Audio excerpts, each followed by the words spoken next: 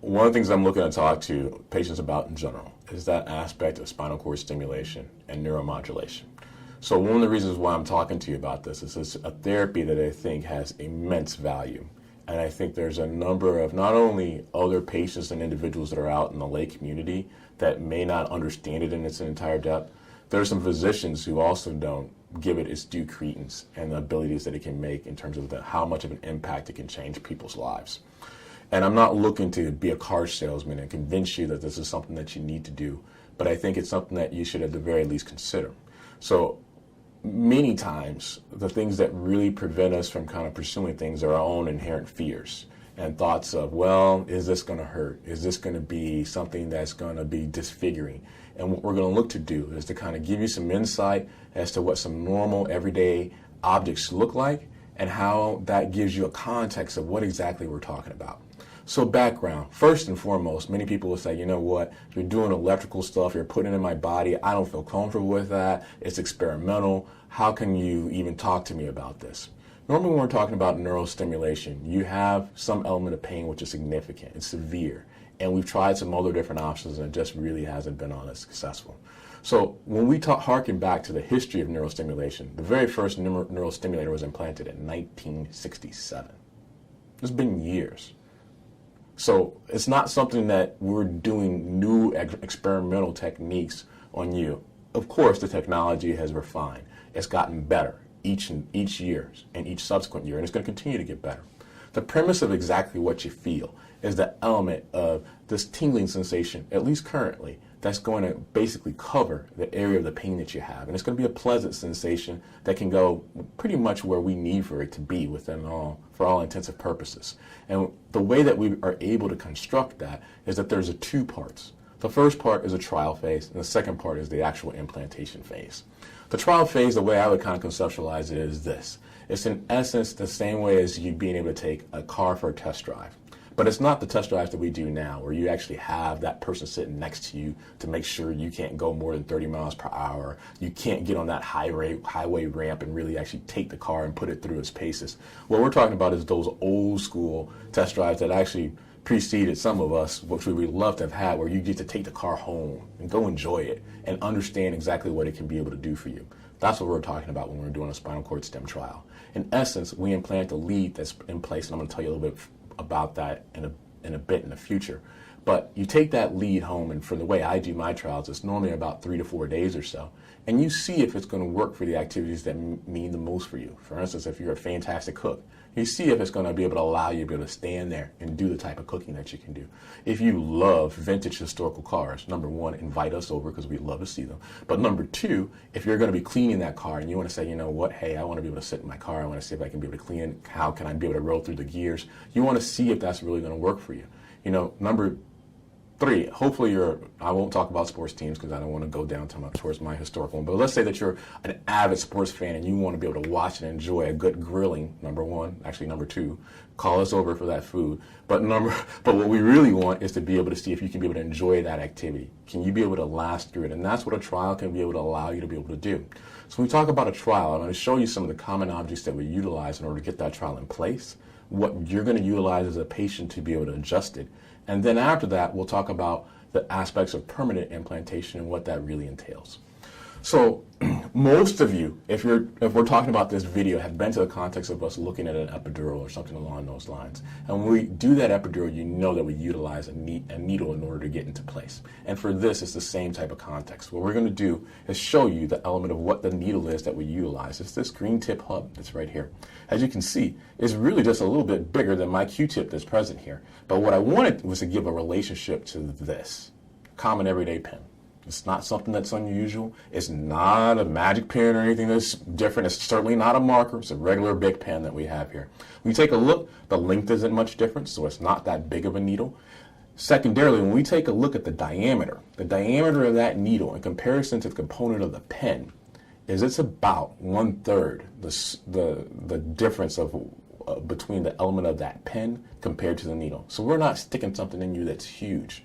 Through this, and I don't want to make it sound corny, we can be able to do something that's almost magical in nature. We can be able to thread a lead in place to place it in that area inside the spinal cord of where we need for it to be. And I'm going to show you that in a second or so. But more importantly, the thing that's doing most of that quote unquote magic is the element of this. It's a small, simple tube. Now the manufacturers would differ with me highly with me calling it simple. However, this thin tube is what we're going to utilize to be able to carry that sensation that I described to you before. And most people have a hard time kind of picturing exactly what we're talking about when we're doing that. So I'm going to show you, in essence, basically once we get that needle in place. So let's say that we actually took a model and we used it. Basically what we're going to do is we're going to take that needle and we're going to place that needle just like this.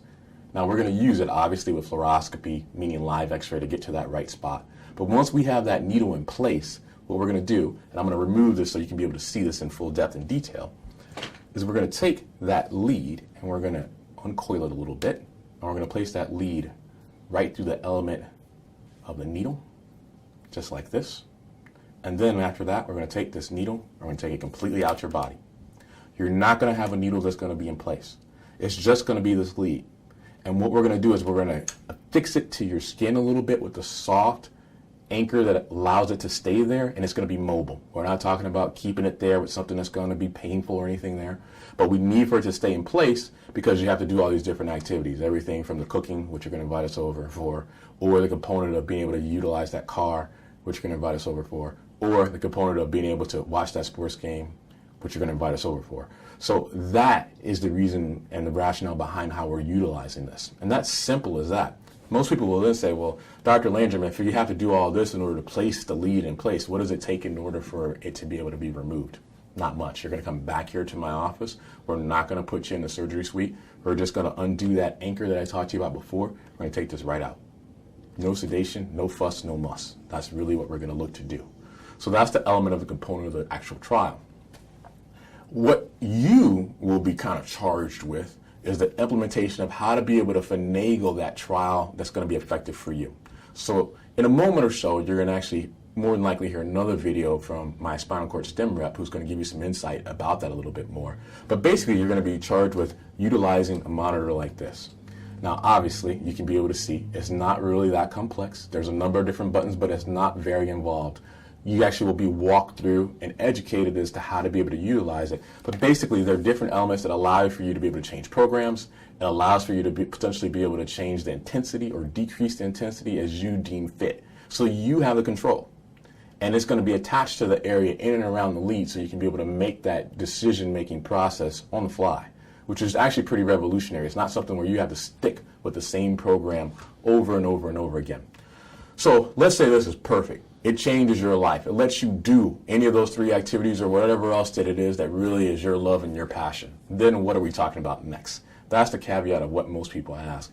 Obviously, in order for us to make this be something that's going to be functional, something that's going to work for you, we have to be able to take that lead, and we have to be able to place a power source for it. And so what that entails is a battery. And most people will say to me, well, you know, I don't know if I really want that battery, that huge battery that's going to be placed underneath my skin, that's going to make me be quote unquote disfigured. Let's talk to you about what battery we're using and how that's going to be functional for you. So moving this to the side so you can be able to get a clearer picture. The type of battery that we're talking about is something like this. Now in my hands it looks like, well, you know, it still looks pretty sizable. Let's compare this to some everyday objects so you can be able to get a better understanding of exactly what we're talking about. So when I place this battery down here, if we look at it in the context of my Q-tip, it looks fairly sizable. But let's give you something else that's a little bit more. The context of a paper clip. I'm going to put that paper clip right there for the moment so you can be able to kind of see it in comparison. Let me put that paper clip over it lengthwise. It's pretty much the length of a paper clip. That's what we're talking about. And most people say, okay, well, how thick is it in comparison? Let's compare it to a simple Postit note. Compare it to a Postit note. Postit note is way wider, way wider. We lay the battery over it, and we can see we probably have a third of the Postit note left over, at least in terms of the width, and certainly in terms of the component of the height. That's what we're looking at when we're talking about utilizing a battery.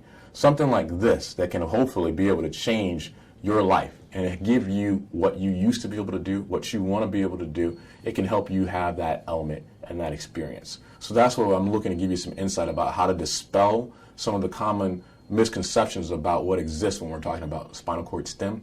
And one of the things that we'll do is we kind of walk you through this whole spiel and just as we're going to give you some information about how that relates not only to you but to other patients that have had it done and puts you in the ability to be able to discuss and have a further talk with them about how it's worked for them. Am I going to sit here and tell you that it's worked for everyone? No. But could it potentially work for you? It certainly could.